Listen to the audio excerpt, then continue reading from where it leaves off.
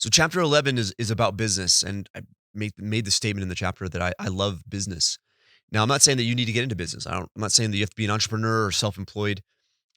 Hopefully by now you've realized that whether you work for somebody else or whether you work for yourself, like you're a business, you're a human capital statement, you're a financial statement.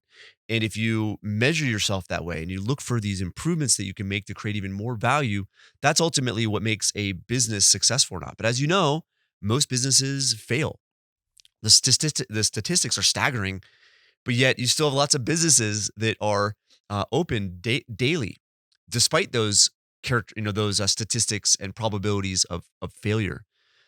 And I think that's because of what I have mentioned throughout the book, which is and in this commentary, which is the uncertainty, the risk, the wanting to have an adventure. And that's where I look in business. Understanding the hierarchy of wealth has greatly impacted the way in which I operate, because we now are at about a little over 50 people. We've had upwards of 70, and it freaked me out. And I won't go into some of the lessons I've learned in business per se, but a lot of it freaked me out. And then I started to implement really the hierarchy of wealth and establishing whatever foundation I needed for me to not have that anxiety, to not have that blockage, because it affected the way in which I was creative. And it happens at all these different levels. And when I positioned the business so that I had that certainty, now I could focus on my customer, I can focus on my client, I can focus on employees, improving their life, improving their experience, which ultimately impacts the growth of the business in an amazing way. Businesses, I think, start off as maybe a single individual or two or three, and then it grows to five. It's still about one person, one idea. It's very individualistic. But once you start to grow and get into groups, it becomes about we, not about me. And that dynamic and that shift, I believe, is one of the main reasons why businesses go out of business.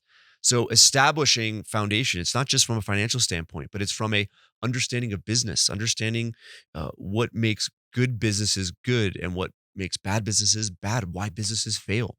And so establishing, I would say, a foundation involves a lot of the strategies that we've talked about, both from a theory standpoint as well as a practical standpoint, using insurance policies or having liquidity or having certainty with assets.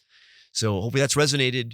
But remember, the thing I can't emphasize enough is that whether you're working for somebody or whether you're working for it yourself or whether you own a business, small or big, the idea is that you are a business and there's fundamentals of business. And if you understand whether it's the financial statement or the human capital statement and find opportunities there to improve, to grow, to be more efficient, to create more value, to create more certainty so that you can experience more uncertainty. That's what life's about. That's what successful business is about as well.